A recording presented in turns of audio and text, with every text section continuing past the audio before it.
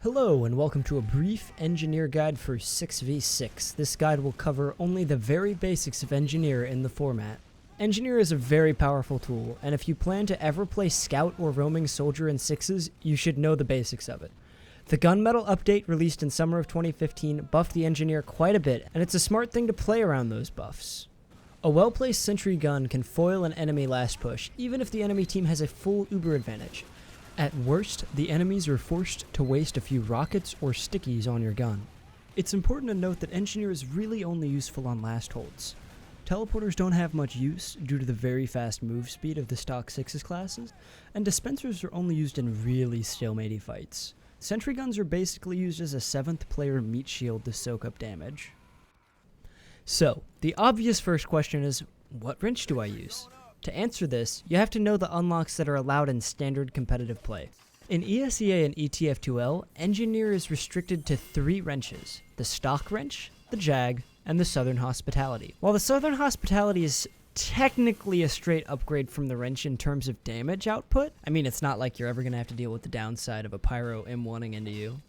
It can promote some bad playstyles. And it's much better to rely on your 6 shotgun shells and your pistol clip.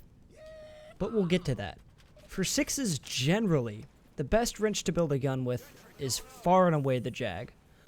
The faster swing and build speeds get you a level 1 gun almost instantly, and it saves you a few seconds on building up your level 3.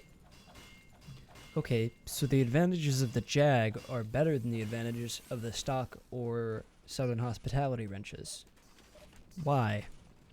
An interesting mechanic Engineer acquired during the gunmetal update is the fact that if an engineer switches wrenches, only incompatible buildings break. For example, switching from the stock wrench to the gunslinger will break only your sentry built by the stock wrench. So essentially, you can build your gun up with the Jag and do one of 2 things. A, stand and spawn ready to switch back to scout or roamer when the gun goes down. Or B, you can go into spawn and change to the stock wrench or the Southern Hospitality, then go back out and protect your gun with a better repair speed.